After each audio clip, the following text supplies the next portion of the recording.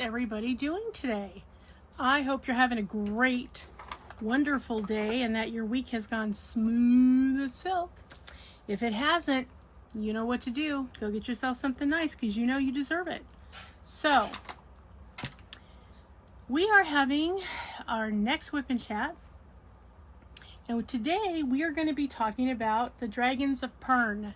Some of you might be familiar with the Dragon Riders of Pern series by Anne McCaffrey. I have not read them. I have had them on my list of things to read for a number of years. Never quite get to them, but we're going to talk a little bit specifically about the dragons, okay, and how they figure into their, their culture and their mythology and all of that. Not going to spend a huge amount of time, and those of you who have read it, if something I say comes across as not quite accurate, feel free to let everybody know in the comment section. You can correct it and find out what it really should have said was, and then you can let us all know. Okay. Then next week, we're going to talk about Kilgara, who is the dragon from the Merlin folklore. And if there's still time, we will talk about Saphira, who is the dragon that belongs to Aragon, which is a movie and also a story from a while back. But yeah, those will be a couple of good ones to talk about. Okay, so I also wanted to, if we have time before the end, we will go over it and we will talk about what the prices are going to be. If we don't have time, that's okay. I can do on the next WIP and Chat, or as a separate video, I can show you what you're going to be getting. I have part of it now, and then part of it I'm waiting to come in the mail. But I think you're gonna like it. At least I hope so. Okay, and now again, this will be the last time that I will endeavor to send something out, unless there's something special that we're going to be giving out. Otherwise, it's probably going to be gift cards because postage as of July 12th went from impossible to astronomically impossible. So and I don't like to have to ask you guys to contribute for postage. Sedona, thank you. You were one of the last winners, and you absolutely did contribute to postage, and I really, really appreciate that. So what I'm going to do this time is, if you are selected, and what I'm going to be selecting by is your progress pics, which by the way are due. We're due the 15th, so please get them in right away. I will wait until Sunday night, so you have the rest of today, tomorrow, and Sunday to get your progress pics to me, so that I can put you down as having done that, and then that automatically puts you in the running for a prize draw. So please, please, please get your progress pics in. Those of you who have already sent them without me having to ask, thank you. I so appreciate you doing that, and that was quite a few of you, and I can't even tell you. See, the Dragonites, you guys are awesome. You always do stuff that, right? You just do it. I don't have to keep putting it out there or hit you over the head with it. You just know to do it. I love that. So, all right. We are going to start talking about the Dragons of Pern. As you can see, the Dragon Jungle Lord is coming along nicely. He now has a nose and his top of his head, and he's got one eye, and then a piece of an eye, and yeah, he's looking good, isn't he? Yeah, he's coming right along.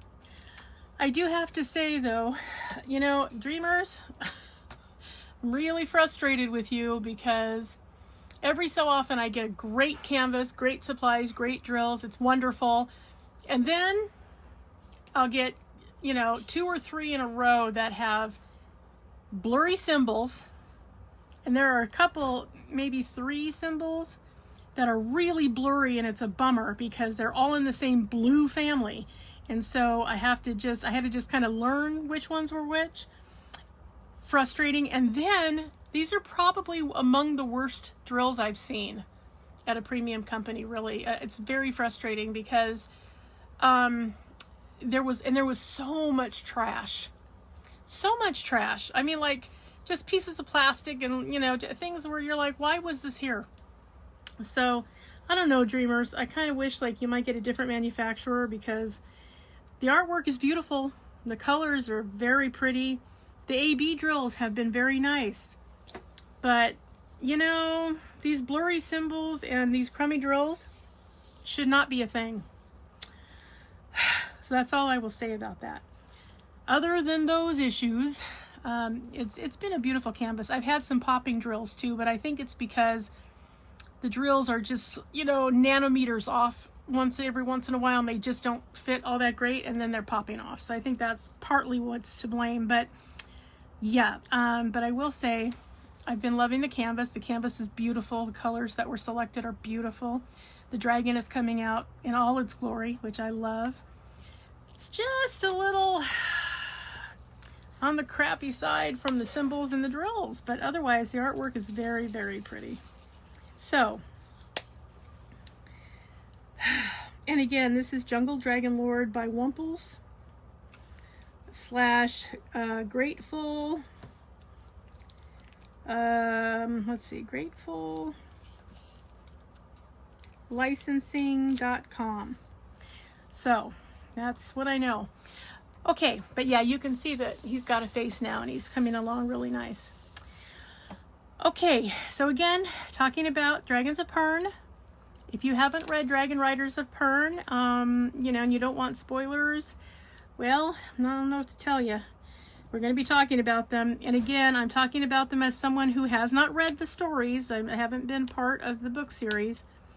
So bear with me.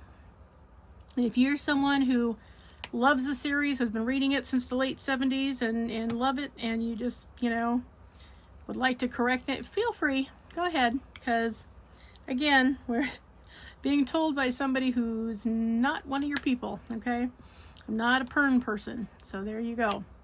So I'm just going to give an overview as much as possible. I'll talk about a couple of the, you know, apparently more talked about dragons in the series.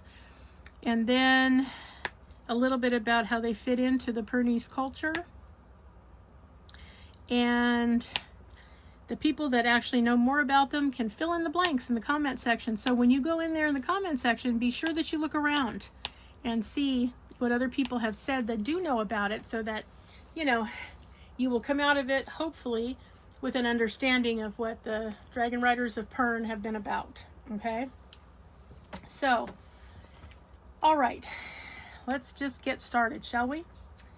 The Dragons of Pern are a fictional race created by Anne McCaffrey as an integral part of the science fiction world depicted in her Dragon Riders of Pern novels. Now, those of you not familiar with the novel, they are considered both science fiction and fantasy, which is kind of an interesting thing to pull off. Usually, if you're in one genre, you're not in the other. And so, the Dragon Riders of Pern fit into both categories and have been highly acclaimed in both genres as well. So, you might want to take a gander at the stories if you haven't yet, because yeah, how cool is that they 100% have been in both sci-fi and fantasy. Okay, in creating the Pern setting, McCaffrey set out to subvert the cliches associated with dragons in European folklore and in modern fantasy fiction. Pernese dragons are similar to traditional dinosaurs with wings, but the resemblance ends there. To traditional European dragons in the fact that they can breathe fire and resemble great lizards or dinosaurs with wings, but the resemblance ends there. Unlike most dragons in previous Western literature, Pernese dragons are entirely friendly to humanity. Furthermore, they are not magical at all. Instead, they are a heavily genetically modified species based on one of Pern's native life forms, the fire lizard. You know, kind of like we have the bearded dragon, right? Yes, we do. High Finian, who's in the window, sitting in his seat, looking outside. In Dragon's Dawn, the race was intentionally engineered to fight Thread, a deadly mycorrhizoid spore that devours all organic matter that it touches after it first caught the human colonists on Pern with devastating results. Geneticist Kitty Ping Young designed the dragons by manipulating the genetic code of the indigenous fire lizards that had been acquired as pets by the colonists. The dragons were named after their resemblance to European dragons from the legends of Old Earth. Later, genetic manipulation by Ping's granddaughter, Wind Blossom, also resulted in the Watchwearers, a nocturnal creatures who bore a slight resemblance to dragons. The later novels, set during the Third Pass, have shown the Watchwearers as more useful than commonly thought in the novels set in the First Pass. On Pern, time is measured in quote-unquote turns, or years, and quote-unquote passes, which are about 50 turns long, and occur when a planet named the Red Star is close enough to Pern for Thread to traverse space between the Red Star and Pern. Thread only falls during passes. Periods between passes, when the Red Star's orbit takes it away from Pern, are referred to as intervals, usually lasting about 200 turns. In the novels, long intervals of about 450 turns have occurred twice.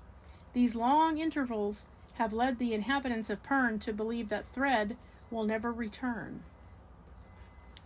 Okay, so that's where we started. So, to recap, years are called turns, and passes are referred to as intervals, so you know. Okay. Now, for their physiology. Okay. Dragons are described as carnivorous, meaning meat eating, oviparous, egg laying, warm-blooded creatures. Like all of Pern's native large fauna, they have 6 limbs, 4 feet, and 2 wings. Their blood, referred to as ichor, is copper-based and green in color. There's a Star Trek figure where that's also true. Everybody remember Mr. Spock, the Vulcan? Yes, his blood was green because copper-based. Their head and general body type is described by McCaffrey as being similar in shape to those of horses. On their heads, they have small head knobs, similar to those of giraffes, and no visible ears. They have multifaceted eyes that change color depending on the dragon's mood. Unlike the dragons of Terran legend, they have a smooth hide rather than scales. The texture of their skin is described as being reminiscent of suede with a spicy sweet scent when clean.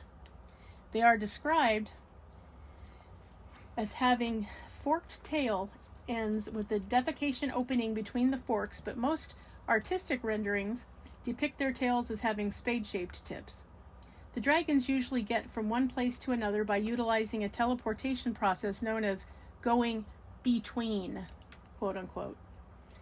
Kitty Ping designed the dragons to gradually increase in size with every generation until they reached pre-programmed final dimensions. The dragons of the first hatchings were not much bigger than horses. By the 6th pass, 1,500 years later, they had reached their programmed size and remained at that size until a single isolated dragon population suffered severe inbreeding, resulting in much larger beasts. In the 9th pass, in which most of the novels have been set, the largest Pernese dragon on record, Ramoth, hatched. According to the novel, called All the Wares of Pern, these dragons were roughly 3 times the size of the largest first-generation dragons. Ramoth's great size is often attributed to mutation and the genetic isolation of Brendan Ware for over 400 years or turns. Ramoth, at full length, was 45 meters long, but according to Anne McCaffrey, her dragons are measured in feet and not meters.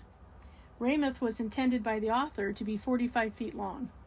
As referenced in her quote from the 1979 documentary series Time Out of Mind, Episode 4, Anne McCaffrey, "Well, you'd want to catch a parasite that just burrowed and fed on any living thing before it hit the ground, and there was your rationale for dragons.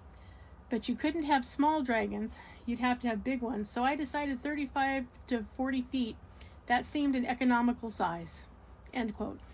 In All the Wares of Pern, Avis, an artificial intelligence, notes that all the primary Bendon dragons, Ramuth,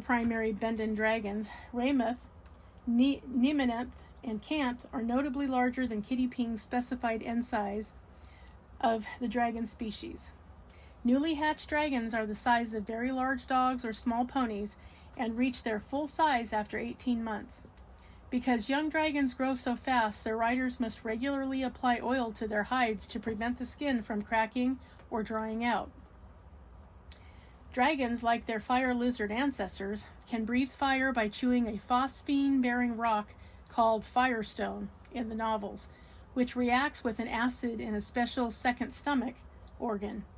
This forms a volatile gas that can be exhaled at will and ignites upon contact with the air.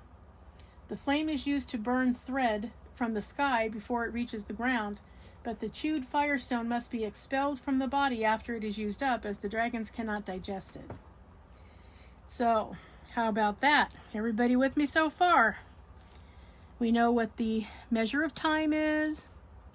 We also know that dragons got bigger as time went on, and that they've been genetically modified, and they chew up the firestone, which then they can't digest, but it does allow them to breathe fire. So, yeah, pretty interesting little beings, if you ask me, even if they are science fiction meets fantasy, right?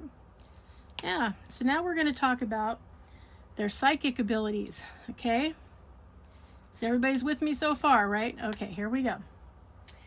Despite their relatively low intelligence, fire lizards communicate through a form of weak telepathy. They also imprint on the first individual who feeds them after they hatch, creating a telepathic bond with them. The Pernies call this phenomenon impression, quote unquote. In creating dragons, Kitty Ping intensified the creatures' telepathy, greatly increased their intelligence, and gave them a strong instinctive drive to impress to a human. Upon hatching, each dragonette chooses one of the humans present, usually, and impresses to that person. From that moment on, the pair are in a constant state of telepathic contact for as long as they both live. Dragons also use telepathy to communicate with each other and with fire lizards. They are capable of speaking telepathically to humans besides their own riders, but not all of them will do so except under unusual circumstances. So how about that?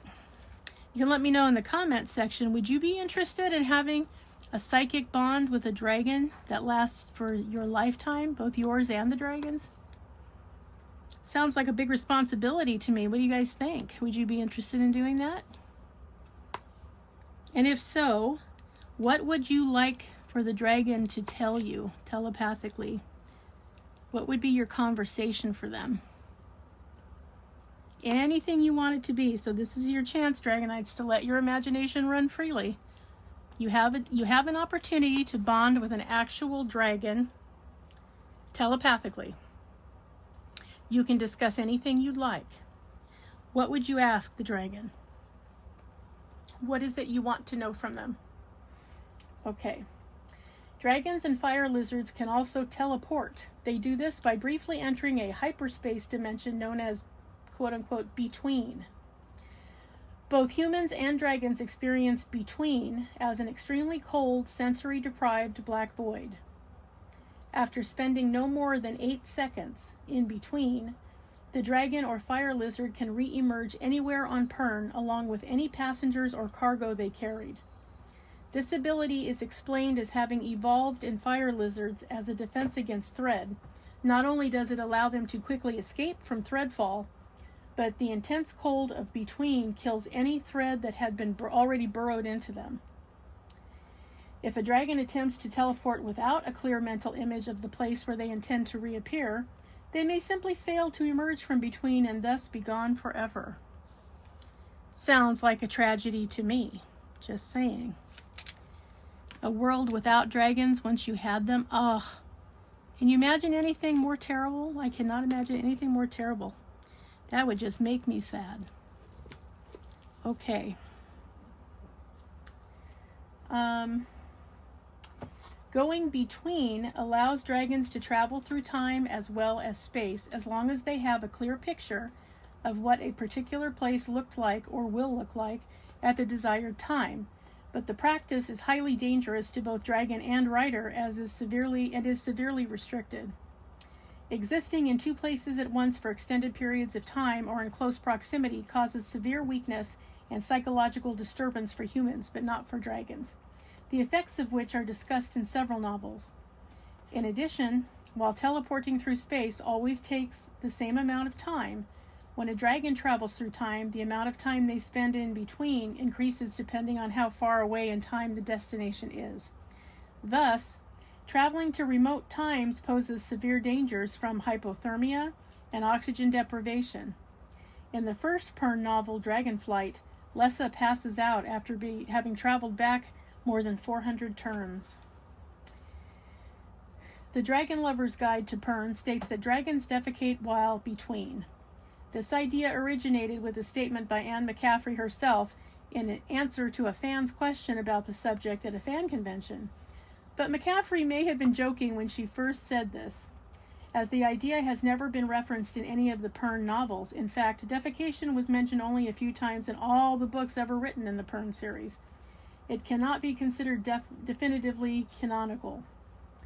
The Skies of Pern references the use of dragon dung as a repellent against the large felines inhabiting the southern continent. So there you go. In case you were wondering about dragon poop, now you have an answer. I mean, of all the things, and it would be at a fan convention, wouldn't it? Like, people, what are you thinking when you go to some of these places? My God. Okay. Dragons are also capable of telekinesis, though this ability is unknown and used in an unconscious manner to augment flight until it is discovered as a conscious ability by the green dragon Zarenth and her rider Tai in the 31st turn of the 9th pass.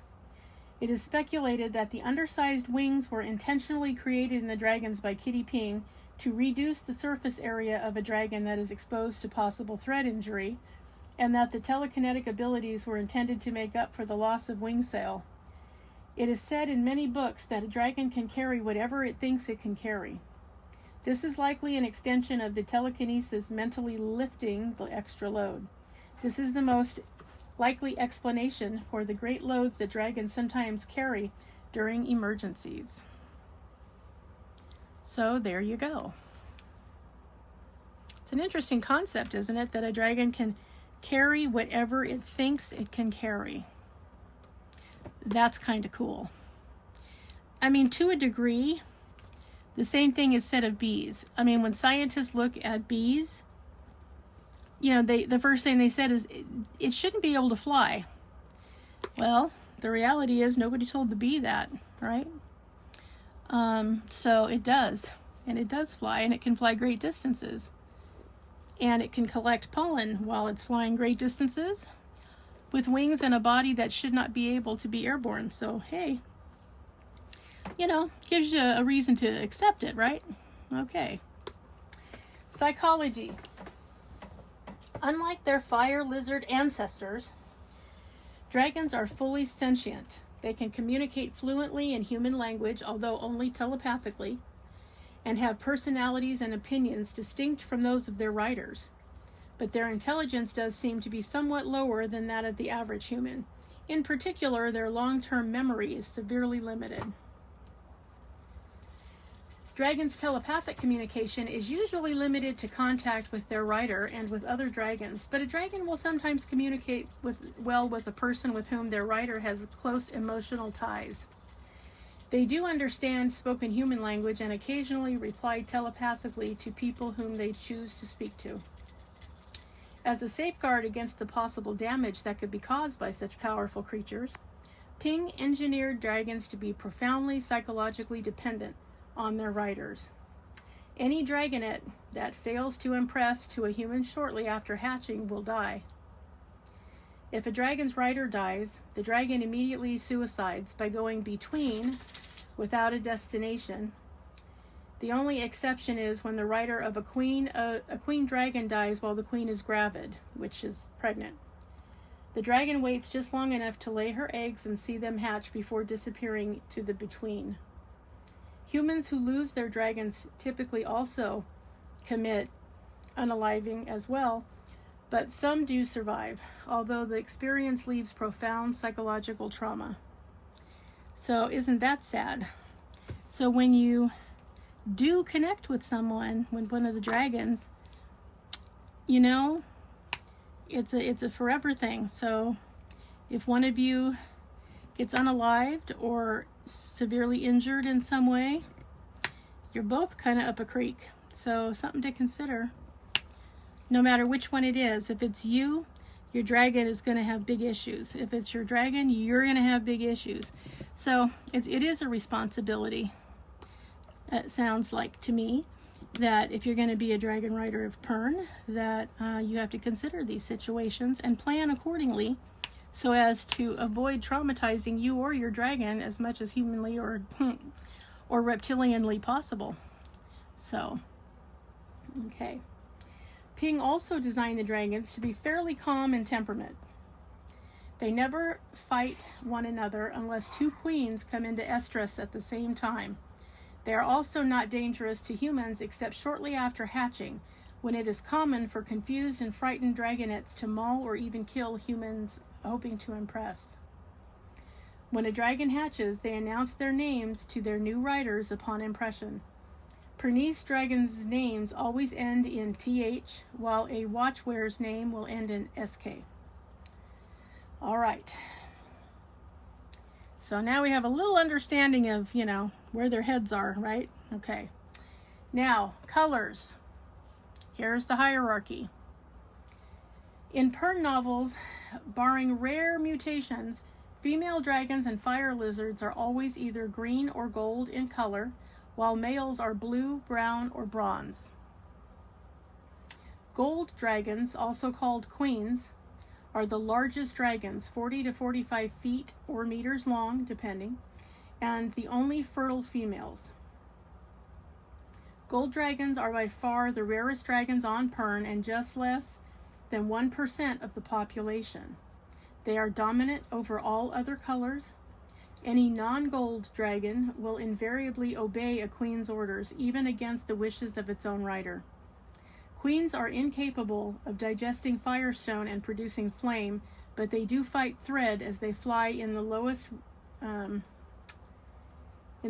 wing with their riders armed with specially designed flamethrowers to flame any thread missed by the wings flying above. An egg that is going to hatch a gold dragon is gold colored and larger than other eggs. A gold dragon will always impress a heterosexual female and are believed by most werefolk to prefer young women who were not raised in the were. So there you go. That's the dominant females that we're talking about, and the only fertile ones. So clearly I would guess that means that they are all responsible for all the rest of the dragons that come along. So that's the golds. Those are the queens. Okay.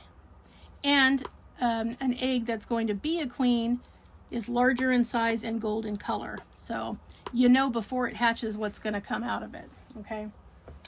All right. Bronze dragons are the largest males, 35 to 45 feet or meters long, although they are generally significantly smaller than the queens.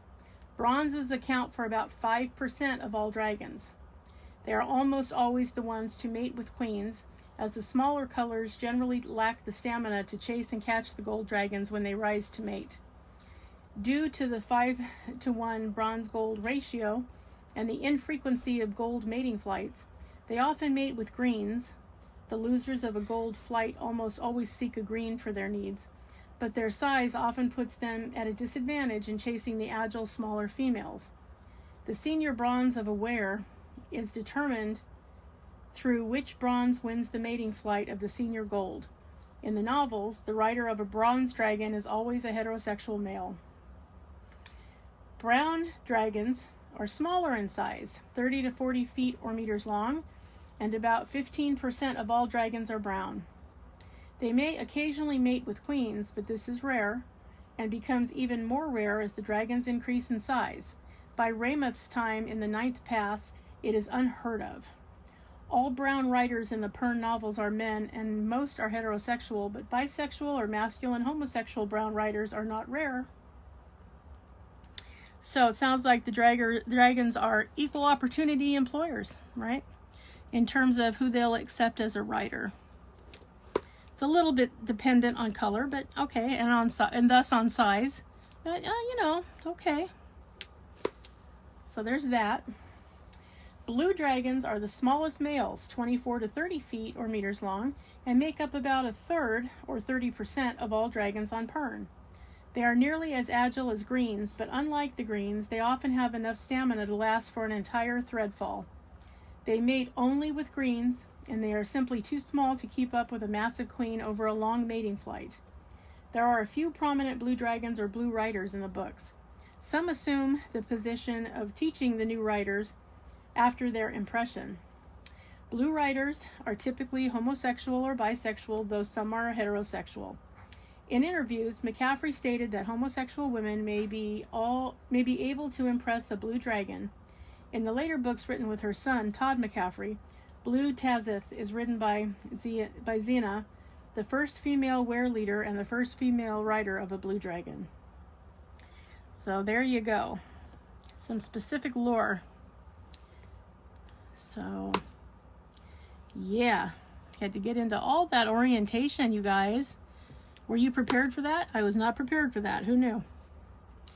And why is it listed under the psychology? I don't know, but it is. So, now we know. Okay. Now,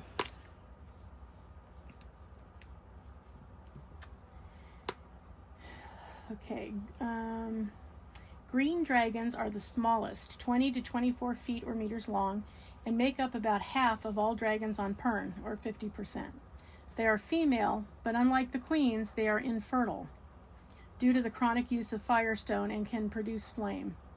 They are extremely valuable in threadfall because of their agility, but they lack the stamina to last an entire fall and generally fly in 2 or 3 shifts. Originally, greens impressed only girls, but after various natural disasters and plagues disseminated Pern's population, women were needed to help repopulate the planet. Since going between during pregnancy can induce miscarriage, and because removing pregnant riders from the wings reduced the effectiveness of the wings, it became impractical to present large numbers of women as candidates for impression. Thus, green dragons began impressing homosexual boys. By the time of the end of the 2nd Pass, female green riders were becoming rare. By the time of Morita in the 6th Pass, female green riders were entirely forgotten, although greens gradually begin impressing to women again in the 9th Pass. Females of any sexual orientation may impress green. There is only one white dragon mentioned anywhere in the Pern novels. Ruth, whose rider is Lord Jackson of Ruatha Hold. He is not an albino, as his hide contains very faint patches of all the normal dragon colors. Ruth's egg would not have hatched if Jackson had not forced it open and released the dragonette from a thick membrane sac. Thus, it seems likely that the white coloration in dragons is normally a lethal mutation. Although his parents are the largest queen, Weymouth, and the largest bronze, Mnemoth, in the history of Pern, Ruth is smaller than even a normal green dragon in his time. He is only slightly larger than the largest dragons of the first generation. While his exact length is never specifically mentioned in the books, it does state that he stands higher than a runner beast, which is a horse, at the shoulder, and extrapolations suggest that he might be 18 feet or meters long. He is male or neuter, undetermined, and assumed sterile with no urge to mate. Ruth also has the unusual ability to intuitively orient himself in time. The larger a color is, the less common it is. For instance, there are more blues than browns, and there are more browns than bronzes. Half the dragon population is female, with green dragons being roughly 50% of the population, and golds being 1% or slightly less. Writing a larger color of dragon confers higher social status in Pern's extremely hierarchical society. Color rankings follow the dragon's own strict instinctual hierarchical organization based on fire lizard structures. Perhaps as a result of this, it is commonly believed that the larger colors are more intelligent, although recent novels imply that this may not be true. The Pernese believe that chewing firestone makes female dragons sterile. They therefore refuse to allow queens to use it. Greens, on the other hand, are so common that if they produce offspring, it would quickly lead to overpopulation. They always chew firestone, and because of their numbers and agility, they are vital to any thread-fighting force. Dragon's Dawn, however, suggests that Kitty Ping, possibly motivated by old-fashioned ideas about gender roles, deliberately engineered greens to be infertile and gold dragons to be incapable of producing flame in order to protect the gold dragons, the only reproductively fertile females, from the dangers of thread fighting. So there you go. I don't know, we could call that an evolutionary adaptation, maybe? Don't know, but that would be my thought, is that, oh, well, since we need them to do certain things, then they adapted, in an evolutionary way to be able to do that, but the twains don't meet or cross. So if you're one, you're not the other. If you're capable of, fire breathing, then you're not capable of reproducing, and vice versa. So there you are. All right. Everybody all up to date so far? Got all that down? Everything about the Pernese dragons so far? I hope so. Okay. Now, we're not going to necessarily read about, we'll just read a little bit about the mating of the dragons. We're not going to get into the effects on their rider. Let's just say, because of their bond, when the dragons are interested in mating, the dragon riders are interested in mating. Let's just say that. Okay, let's talk mating of the dragons. Both gold and green dragons experience a periodic mating urge. During a pass, a gold dragon will rise roughly once per turn, and more often at the beginning of a pass, yet less often towards the end of a pass. During an interval, a gold dragon may rise to mate only once every 4 or 5 turns. Greens will rise to mate 3 or 4 times a turn, but whether this increases or decreases depending on whether or not it is a pass is unknown. Greens will mate with any male, usually blues or browns. As they are smaller and have less stamina, a green mating flight is much shorter than a gold one. When a female comes into estrus, interested males compete to catch her in a mating flight. Usually, the female chooses the male who impresses her the most with his skill in the flight. Although inexperienced, females may be caught before making their choice. The pair actually mate in midair, thus the higher they get during the flight, the longer their mating can last. The Pernese commonly believe that longer matings result in larger clutches. For this reason, queen riders are strongly encouraged to restrain their dragons from eating heavily just before a flight, instructing them to drink blood instead for a quick burst of energy. So now you have it. Okay. So, when put to the fans, this is what the fandom has considered, okay? Anne McCaffrey has stated in a number of documents and interviews that dragonettes use pheromones to determine the sexual orientation of the humans to whom they impress.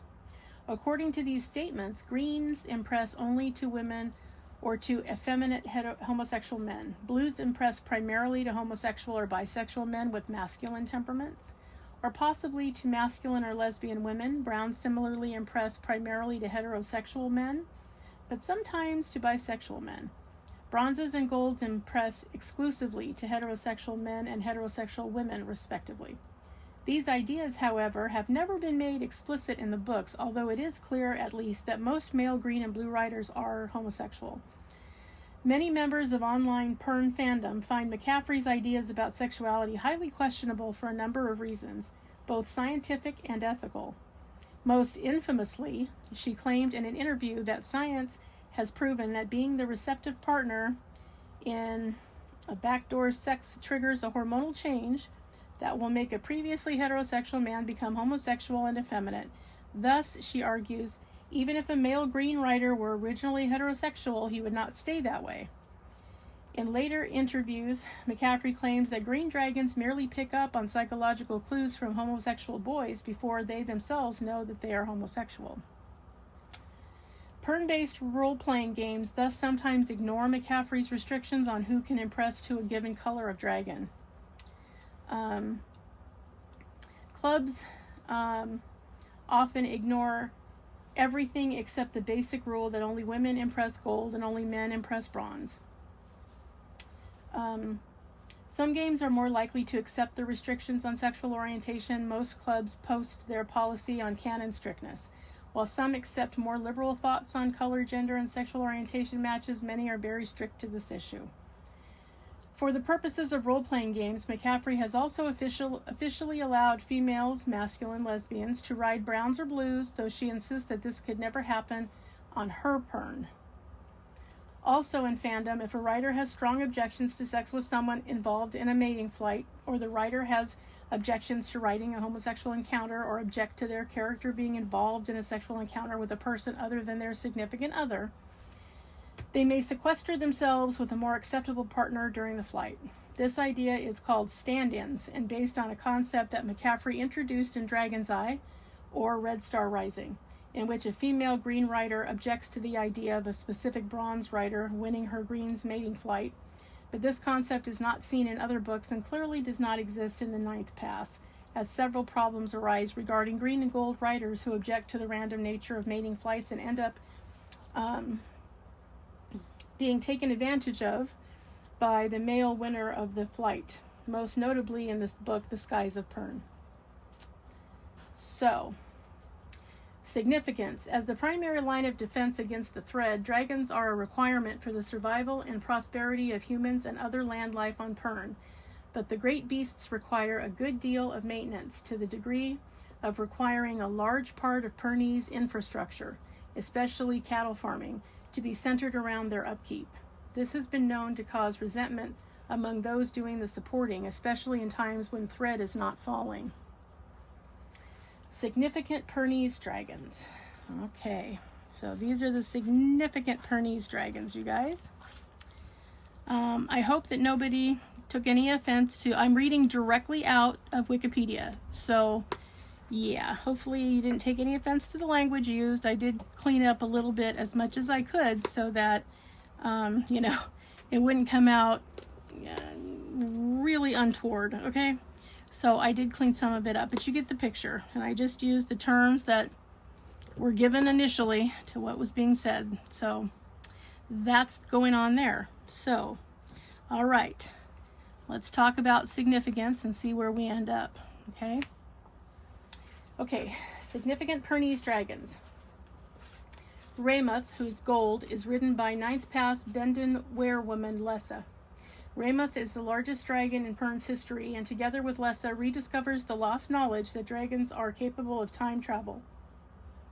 She is described as having a beautiful mental voice in the short story, The Girl Who Heard Dragons. So now we know that the biggest gold is Ramuth, and that in their telepathic way that she has a beautiful voice. Now we know that about Ramuth, so that's a good thing. Okay. Nemeth is a bronze, is ridden by Ninth Pass Bendon wearer leader Flar. Although significantly smaller than Ramuth, Nemeth is the largest bronze in the history of Pern. He is described as having a deep, rich mental voice. So there's your baritone or your bass dragon, right? Okay. And so I'll go on to the next one. Oh, hang on. Okay. Canth, that's C-A-N-T-H, is brown and is ridden by Fënor of Bendon Ware, which is Flar's half-brother, during the Ninth Pass. He and Fënor make the first known attempt by the Pernese to teleport to the surface of another planet. Canth is also unusually large for his color, large enough to rival a small bronze in size, and is the first brown in centuries to attempt participation in a queen's mating flight. Ruth, who's white, is ridden by Lord Jackson of Ruatha Hold during the Ninth Pass. Ruth is the only known white dragon in Pern's history and the only dragon to be ridden by a reigning lord holder. He has a much higher intelligence compared to that of many other dragons and always knows when as well as where he is in time and space. Which would seem like an important talent to have if you want to know the truth. Okay. Orlith, who is gold, is ridden by 6th Pass Fort werewoman Morita, who is one of the most famous dragon riders of Pernese history. Morita's deeds are celebrated in the well-known song, The Ballad of Morita's Ride. Okay, Ferenth, who's also gold, is ridden by 1st Pass Fort werewoman Sorka Hanrahan. Ferenth is not the first queen to hatch, mate, or lay eggs. She was actually one of the last of her clutch. But she is the first senior gold, ridden by the first werewoman. By later passes, her status is confused with being the first gold in existence. Although Pern has no real religious beliefs, Ferenth comes to occupy ambiguous status in later Pernese culture by the egg of Ferenth is a common oath. Path is green and is ridden by Miriam of Bendon Ware during the 9th Pass. Path is the first green in several centuries to impress to a female rider, picking Miriam when she was not a candidate. Zarenth, who's green, is ridden by Tai of Monaco Bay after the ending of the 9th Pass. Zarenth is the first Pernese dragon to consciously use telekinesis and communicate this ability to other dragons. And lastly, Golanth, who's a bronze, is ridden by Flessin, son of Lessa and Flar, at the end of the 9th Pass. Flessin and Golanth are the first to create a werehold, specifically Honshu werehold, where dragons and their riders can live in smaller groups once the threat is no longer falls on Pern without relying on tides. All right, so there you go. And if anybody's interested in reading more on these dragons from the Dragon Riders of Pern series, you can try the Anne McCaffrey, A Critical Companion by Robin Roberts from 1996 Greenwood Press. You could try Of Modern Dragons and Other Essays on Genre Fiction by John Leonard, which is an ebook from 2008. Dragon Holder, The Life and Dreams So Far of Anne McCaffrey by Todd McCaffrey, Open Road Media, 2014. The Dragon Lover's Guide to Pern by Jody Lynn Nye from Random House, 1997. McGill's Guide to Science Fiction and Fantasy Literature, The Absolute at Large by Tom Shippey, Salem Press, 1996. Or Dragons of Fantasy, The Scaly Villains and Heroes of Tolkien, Rowling, McCaffrey, Pratchett, and Other Fantasy Greats by Ann Petty, Cold Spring Press, 2004. So there you go. Now you know everything about the Dragons of Pern that I do. If anybody's interested, there's a Wikipedia page about it, so you can go through there and find out. Gosh, almost anything you want to know about them is going to be in the Wikipedia section. But I think I might just be interested in, if I were going to look it up, I think I would just go ahead and start with the Wikipedia page and, just look up any that truly interested me that I wanted to know about. So those are the Dragons of Pern, everybody. I find it interesting that, the color means, determines their size. It's an interesting concept. I don't really understand necessarily why Anne McCaffrey took that route. I mean, it's as good a route as any, I guess, but I think it's fascinating. Now, we talked about the Game of Thrones dragons and the House of Dragons, last week at our last WIP and Chat, and we discovered that though there were lots of different colors and lots of different sizes, the size was not necessarily attributable to the color of the dragon. They just simply were, different sizes, different reasons, and not, had nothing to do with the color. The only real mention of it was that Drogon, Daenerys's largest dragon, may have been a descendant of Balerion because of the similar you know, shape of his head and the same colors. He was black and with red interspersed throughout, like Balerion was. So, sure, he could be related. I mean, who are we to know? Nobody gets in there and, you know, over monitors dragons and what eggs they're laying and who they're mating with. So, unless they happen to be seen just, you know, during the routine day, nobody knows, right? So, so yeah, it's interesting how, you know, it was very much determining, depending on, you know, what color you were, what size you were supposed to be, you know, on all of those things. And yet, Game of Thrones, not at all. Not at all. Which is kind of the beauty of having a mythological creature, is you can take what's known in legend and sort of tailor it to fit what your needs are at the given moment, right? Because there's no right or wrong, because they've never been seen, right? So I just find it fascinating. Now, in bearded dragons,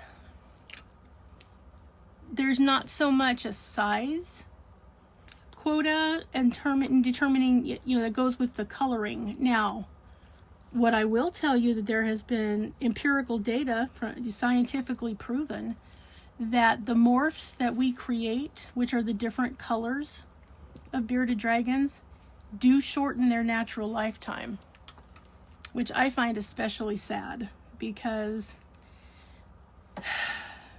they're such amazing creatures. The fact that we, in trying to make them pretty so we can charge more money, we're shortening their lifespan. Kind of a dick move, isn't it? You know, like, who are we to play God? Like, who needs, you really don't need the morphs. They're beautiful. I love the fact, now, when I had Smolder, she was very beautiful. She was what they call a blaze red. She was a deep, deep red hue that was, you know, crimson, like just really pretty. And yes, I appreciated it. Now, I didn't breed her.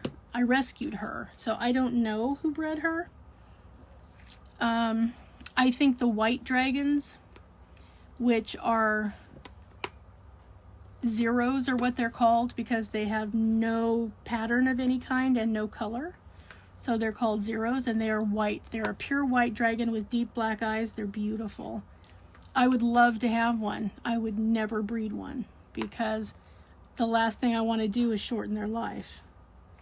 But yes, they're beautiful. It just seems like I'm going to make you as pretty as I can, and, you know, you're not going to live as long, but you don't care, do you? Like, you know, it doesn't make sense to me why we would do that to such beautiful, amazing, mystical looking creatures who are absolutely the keepers of the prestige of all dragons, because they're amazing, they're beautiful, they are unlike their reptilian brethren. Bearded dragons are the only ones who are genuinely fascinated and interested in being around people. Now, you can, you know, a lot of your monitor lizards, yeah, no use for people whatsoever. Ackie monitors, lace monitors, savannah monitors.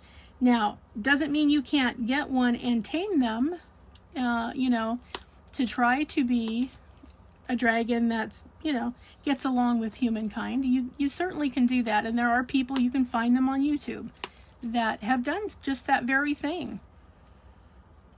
But out in the wild, yeah, not so much.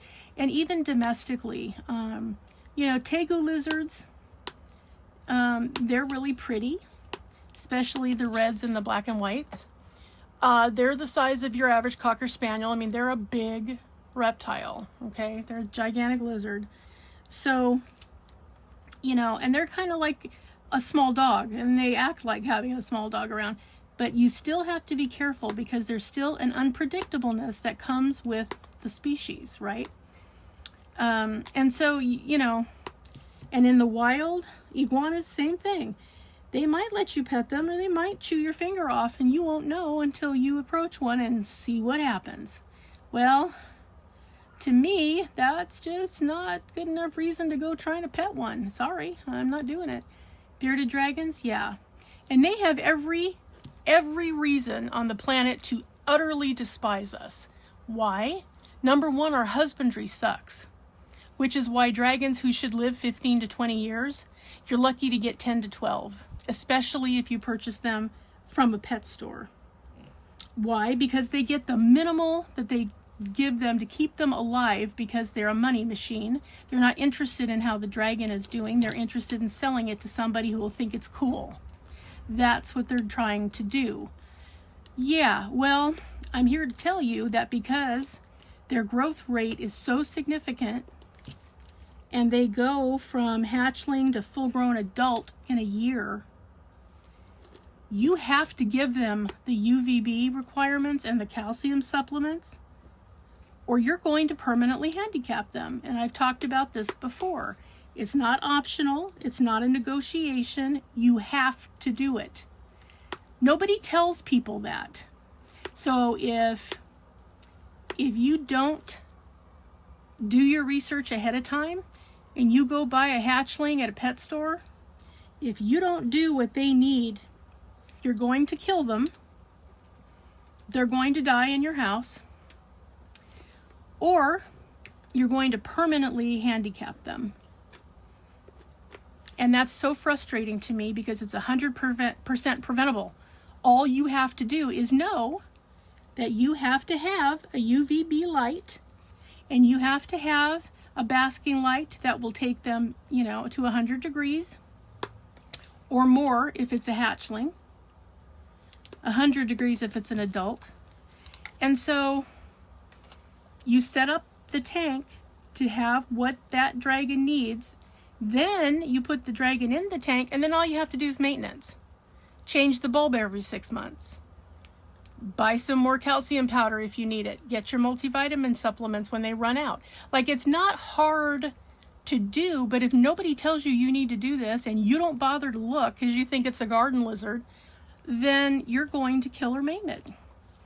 And as a rescuer of dragons, it infuriates me. But I can't be mad at the people necessarily, because I personally feel if you're in the pet trade, okay, and you're either breeding dragons solely to provide to pet stores, or you're a pet store owner and you're taking in reptiles, you have a responsibility to explain to people what this animal needs, especially when you know they're buying it as a hatchling. You need to make it clear what that animal needs. And don't tell me, well, we sell a kit. Yeah, you sell them a 20-gallon tank. Sometimes now it's a 40-gallon tank, which is, pretty good size, the 40 gallons minimum that they should have.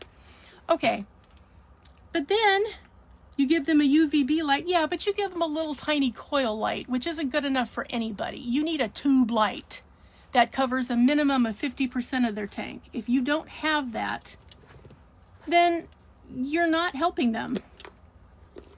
And by the time you realize it, because dragons don't talk, they speak body language, which again, you should know what's normal for your dragon and what isn't. So if something happens, you can land on it. I can't tell you how many times I have been able to save a dragon because I caught something early. And the only reason I caught it early is because I know what's a normal behavior for my dragon. So if they're not acting normal, I know something's up. So, but again, if you don't know what's normal, or you're just thinking, hey, lizard's a lizard, yeah, please don't get one. Please don't get one. But again, if you have an interest in one, they're wonderful little beings. You are lucky if you get to share part of your life with a bearded dragon. You are so incredibly lucky to get to do that. Okay, but then don't maim them for life. You can get a bearded dragon book at the library. Get Bearded Dragons for Dummies. Yes, there is such a book. If you don't get anything else. I like the Bearded Dragon Manual because it's written by somebody from Fire and Ice Dragons who bred dragons for literally years. Great insight. if you email them, they'll return your question, you know, they'll answer you. I like the Bearded Dragon manual because it has even a troubleshooting page that I have used many times. So that's my favorite, but get something. Get something that tells you how to care for this reptile little being that you purchased, and now you have to figure out what it needs. No, you need to know before you go in, because for one thing, if you don't like having live feeders around, then this is not for you. This animal's not for you. They need live feeders. So you might have to have a little, you know, some kind of little tank for roaches. Dubia roaches are one of their feeders, which are not the same as the cockroaches we have here, but they're a roach. Multiple different types of worms. And I mean multiple types of worms.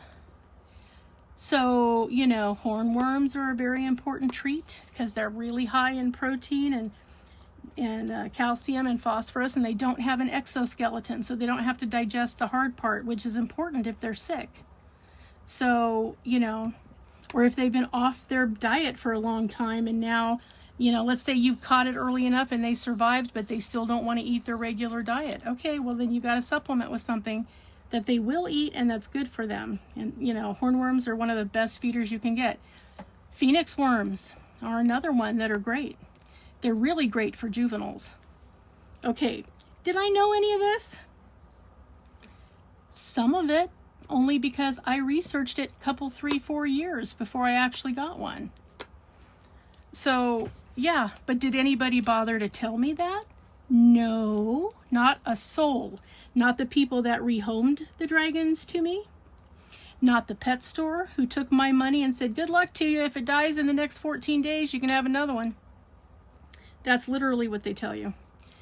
Which doesn't help, because if it's your husbandry, and it is 90% of the time, then you might go get another one, do the exact same thing you were doing with the first one, and it's going to die too.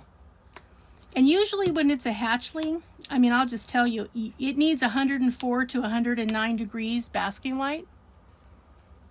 If you don't give it that, it's going to die of exposure in your house. So, especially when you take it away from the other hatchlings, so now it can't even bundle with its clutch mates to get warm. Yeah, it's going to die, right? So, you need somebody to tell you, hey, your basking light's only up to 100 degrees. You can't get a 75 watt bulb. You need to get a 150 watt bulb. And you need to raise their basking platform so they're close enough to it, so it's at least 104 to 105 degrees. I mean, that's the way it works. Same thing if, you know, you don't notice that, you know, hey, they're acting funny, you know, well, they didn't want to eat today, so no big deal. Then you realize, oh, they haven't eaten in 3 or 4 days. Okay, for a hatchling, that's very serious. It's way more serious than if an adult does it.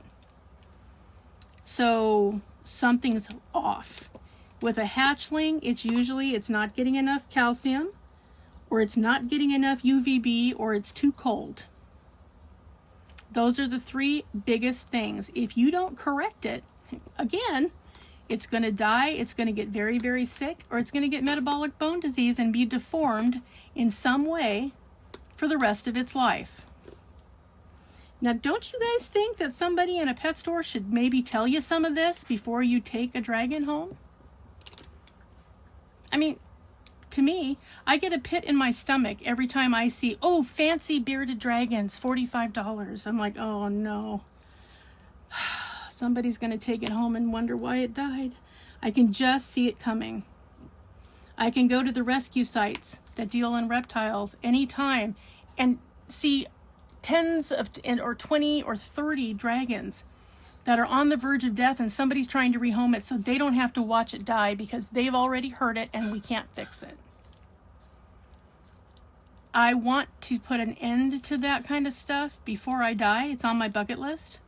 I want to stop having people go home, make terrible mistakes because nobody explained it to them. Now, should people look and see exactly what's going on with their animals and what they're going to need before they purchase them? Of course they should. Do you know what a small percentage actually does that? totally small percentage. And again, I don't think you can blame people. I mean, people have a lot of stuff going on, right? That's not an excuse. I still think you should do the research. I don't care if you're getting a hamster, a bearded dragon, a savanna monitor, a ball python, a gecko. I don't care what you're getting. You owe it to the life that you're bringing home to find out how to take care of it, okay? But the reality is, most people have no idea. They go there, the kid sees it, the kid thinks it's cool. They go, yeah, okay, let's buy a tank. What does it eat? You know, oh, bugs. Oh, okay, cool. We got lots of those in the garden. You should never feed garden insects unless you know for sure that nobody around you has used a pesticide. Because you could make your dragon really sick or kill it because you're poisoning it with food that's been in a pesticide situation. Okay, but you see what I mean? Like, nobody says, oh, by the way, you know, get a renewable source of food for this dragon so that it's not poisoned, it's been fed properly, because you need to gut load the insects. You can't just take it out of the bag and feed it. Whether you feed crickets or whether you feed roaches or whether you feed worms, you have to gut load them first so that they're not just a piece of jerky that they're eating, because you can't survive on jerky. We talked about this. So you have to make sure you're feeding them at least in a 24-hour cycle so that they've eaten nutrients, so that they're a nutritious feeder before your dragon eats them, right? Okay, nobody says a word. Now, it will tell you in the first 2 chapters of any book on bearded dragons you get, but again, no. I really feel if you're going to be in the pet trade and you're going to sell reptiles who require a special type of care, it's not hard to do. It's not even that expensive in the long term.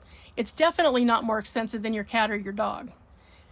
But if you don't know, by the time you figure out something's wrong, you've done real damage. Like, why aren't they required to say to you, okay, this is an exotic animal, let's go over what they need, and I'll show you what it looks like. And then, you know, if you still want it, I'll get you the stuff you need to take it home. Right? But no, they throw it in a box and go, here you go. Do you need a tank? Oh, yeah, I guess that'd be a good idea. Yeah, well, yeah, and a few other things. So, yeah. So, all dragons, any reptile is going to have a special thing that it needs, you know. Snakes, they need heated rocks or under tank heaters so that they can coil up and stay warm. Bearded dragons, no, they don't need anything. They don't need heated rocks. They don't need something that is going to heat them from the ground up, because they can't differentiate how hot it is underneath them. That's why they have a parietal eye in the center of their head. That's why they take their heat from above them. That's why you need a basking light and not a heated rock. Now, how did I know the difference? I read the Bearded Dragon manual on how to take care of them.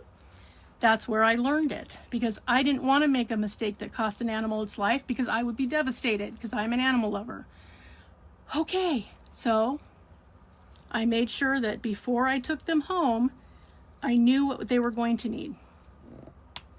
So, you know, and I really didn't think any more about it, because I didn't start out to rescue. That wasn't my goal. I just wanted a cute little bearded dragon as a pet. And I got my little Finian, and I love him beyond measure. And he has been the most wonderful little creature. I love him so much. Okay. And I would never have wanted to do anything that would have caused him pain or suffering, ever. However, you know, he was originally, the people who had him first got him from a pet store where he was an older juvenile, meaning he had already been ill. Somebody, and thank God, took it upon themselves to get him treated for whatever the illness was that we still don't know. I'm guessing it was probably upper respiratory, because there was scarring on his lungs that was not a birth defect. It was something that came with later in life. And it's unusual to have a subadult hatchling. You know, he was probably 7 or 8 months old. Normally, and I hate this too, but the reality is, if they don't sell them as hatchlings, by the time they're going to need more food and better lighting and a bigger tank and separate it out from each other, they put them in a plastic container with a lid and throw them in the trash, and they let them die. That's what they do. They don't sell them as hatchlings. So the fact that he was a subadult and they had had him for several months was surprising. And that he was for sale. I mean, somebody literally nursed him back to health and then sold him anyway. Something else I will never understand, but that's what they did. So when he was purchased by his first family, you know, he'd already been sick. He was already, you know, had stayed much longer at a pet store than he would have normally. He was doing okay, wasn't doing fantastic because they had him in a tank with other dragons, which was dumb. I can only assume the other dragons must have been female, because if you had two males together, they will kill each other probably in month 4. And that's why you have to separate them out before they start chewing each other's toes and tail tips off, because that's what they'll do if you don't separate them in time. So he should never have been housed at that age with other dragons. The fact that he survived that means that they must have been females. The store has no idea. They'll tell you one or the other, trying to figure out which one they think you'll buy, but you really can't tell unless you have them surgically sexed. You don't know what your dragon is until they're, you know, 7, 8, 9 months old, until they start having sexual maturity type things, and you can see whether they have hemipenes or not. Again, that takes several months, but they'll tell you they know. Why? Because they want you to take it home and purchase it. That's what they want you to do. So they'll tell you they know when they have no idea. So be aware of that. So yeah, you know, he was purchased. He went home. They loved him. They did everything for him that they could think to do. But the reality is, you know, he was in the pet trade, and he was, you know, he now has heart disease, and, you know, is 11 years old. Will he make it to 12? I don't know. The odds are against him. He's on medication every day because, again, he did not have good beginnings. He didn't have what he needed. Try as they might. You know, and he went into a house that already had an iguana and 2 geckos, and now they added a bearded dragon. So they were, you know, reptile people for a time. And then they rehomed everything except the geckos. So that is, you know, Finian's life story in a nutshell. So I've had him almost 11 years. He'll be 12 in March if he makes it. So he was around 13 or 14 months when I got him. But I can only change just so much because, again, his entire juvenile lifetime, where you can really make a difference, you can superload them, you can feed them everything that they should have, and really make it so that they start on the best foot possible, and you'll get 15 or 20 years out of them. Well, that's not what Finian got. So yeah, now he's got heart disease, and he's 11 years old, and I'm not going to get 15 years. And yeah. So yeah, it's devastating, but again, you know, I can't blame the people who took him home and tried to do the right thing. And he probably was luckier than most, and I didn't realize how devastating you could injure these animals until I started rescuing, which I kind of did. I kind of backed into it. I mean, I wasn't trying to, but word got around, and before I knew it, people were saying, hey, I can't keep this dragon, or I didn't know what I was getting into, or, you know, we're not equipped, or we can't afford. Anyway, I ended up with dragons at my door, right? So, and of course I had to take them because of course I did. And if I thought I could help them, and most of the time they were almost past help, but the ones I could help, I helped. The ones that, you know, didn't make it, fortunately there were only 2 of all the ones that I've taken.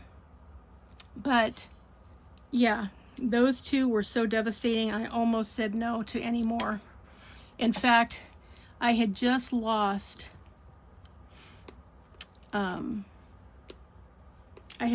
Smolder because the people that I got her from told me she was a boy, and that was the only time that I didn't verify it myself, and I absolutely should have, and I didn't.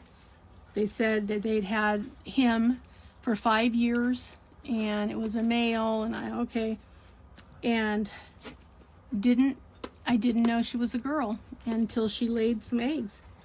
And the problem was she laid like 9 or 10 and then got egg bound with the last couple, and I was out picking up Claire when she was a hatchling from a lady who couldn't keep her, and she was having seizures, and I had to go quite a ways, like, you know, a couple hours to and from. And by the time I got home, instead of laying the rest of the clutch, which I expected her to do, she died. So I didn't even have a chance to help her. So again, devastating. And I should have checked. That was my bad, and I will forever feel bad. And I always check now because I don't want to ever have that happen again. For her to go egg bound and die so quickly. And usually once they get half of the clutch out, they don't go egg bound. They just have the rest of them and away they go. Nope. She got most of them out, and then one was too big because it was her first clutch, and that was that. That was an emergency situation that would have required her to have surgery, and quickly, or she wouldn't have made it. And so, yeah, lesson learned the absolute hard way. So yeah, which was all a long way of saying, since we're talking about dragons, I just wanted to put bearded dragons out there because they're the most wonderful creature ever. And I have mixed feelings about the fact that they're the most popular reptile pet in the United States and Guam. And the second most popular are ball pythons, and then the third most popular are leopard geckos. And all of those creatures need reptilian care and hardly ever get it. So, you know, please tell everybody you know, especially if they're young kids, please get the information. Tell parents they have to participate in the care of these animals when they get them for their children. Children are too young and don't have the judgment to understand what they need to do to take care of these animals. It requires an adult. It requires an hour a day once everything is set up correctly. You need an hour a day. If you can't devote an hour a day, probably not the pet for you. If you have that hour a day, you're in for a wonderful ride with some of the best creatures ever, ever, ever, ever made. And they deserve to be dragons because, yes, they are just like their magical, mystical namesakes. So I hope that if you decide you want one, I really hope that you get one because you're in for an amazing life and a big treat. And if you've never had one before and you're anxious, start with a fully grown male. They will be the best for you. They will be happy and healthier. You don't have to worry about any problem with egg laying. Males tend to be nicer than the females. So yeah, if you can find an adult male dragon, please get them. And they're much hardier because all that important part's already finished. So yeah, start with an adult male. They're the best and the easiest and the most calm and the most fun and people oriented and all the good stuff. And then if you decide that you like it and you are okay taking care of them and you want to have a hatchling after that, okay, that's up to you. With my blessing, please do that. But first off, yeah, you got to make sure it's for you, right? And then maybe you get your own Finian and have a wonderful life and great adventures together. So yes. Yeah, so that's what I want to say about that. Okay, so next week we are out of time. I've already talked your ear off over an hour. So we're out of time. So next week I will show you what you're going to win before I draw the names. Remember, you're going to get your progress pics in by Sunday, 5 p.m. Pacific time. Please don't forget, because I want your name to be on the list so I can put you in the drawing, because you're going to like it. What I can tell you I'll show it to you on the next WIP and Chat before we do the drawing of the names, which will also be at the next WIP and Chat. The first place person who gets their name called first, you're getting a 6-pack of dragons. How about that? Of dragon canvases. 6 of them, 6 30 by 40s. So that'll be fun. Second place, you're getting a pack of 4 dragon heads that are kind of like a stained glass motif. And you're gonna get a pen and a tray, a pen and a trash drill holder made by the wonderful Min's, who is she just changed her channel name, Crafting Cat Lady, I think is what it is. And her store, in her Etsy store, is True Vampire Art. They're up in the store now if you want to purchase. You just look for, you go to True Vampire Art and you look for Here Be Dragons event, and you will see the set. You can get just the egg container. It's a dragon's egg is the drill container. Or for $2, you can get just the pen, which is cool. It's got a dragon on it right in the center, and it looks like it's breathing fire. It's very cool. Pens are $5. If you buy the set, if you buy the combo and you get both the drill holder and the pen, you get 50 cents off. So instead of $7, it's $6.50.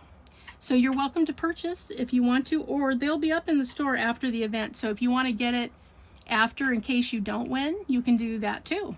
So, but next time I see you, I hopefully will have the sets for the winners, and so I will show you everything. I will show you the canvases, and I will show you the pens and the trash drill containers. So, yes, you will know everything that you're going to win. Okay, so homework assignments are, let me know what you thought about the Dragons of Pern that we talked about. Any comments, please put them in. I'm always interested in your feedback. Also, get your canvas pics of your progress over to me by 5 p.m. on Sunday. And other than that, I want you guys to have a wonderful weekend. I know that times are very, very trying, and we're all just trying to get through day to day with ridiculous crap going on in our world. So hang in there. Please do something nice for yourself. Get yourself your best, most favorite Starbucks if you want that. If you want to go see a movie, treat yourself to a movie, or you and a friend you haven't seen in a while, get together, because the Dragonites, you guys are the cream of the crop, and I just absolutely need you to have your inner dragon happy and ready to go, because the way things are going, this world needs you, Dragonites. They need you. You are the ones that can handle what's happening, even when it feels like you can't. You can help other people through it, even when it feels like you can't. You really can. Your presence in their lives helps them, because you're the cream of the crop. Remember that. All right, Dragonites, and above and beyond, remember, always be a dragon. Spread your wings. Protect those you love. Have fiery passion. Stay strong. Slay your fears, and always fly high, rise up, and soar. All right, Dragonites, have a wonderful weekend. Be on the lookout for another couple videos, and I will see you in the next one. Don't forget your progress pics. Bye-bye.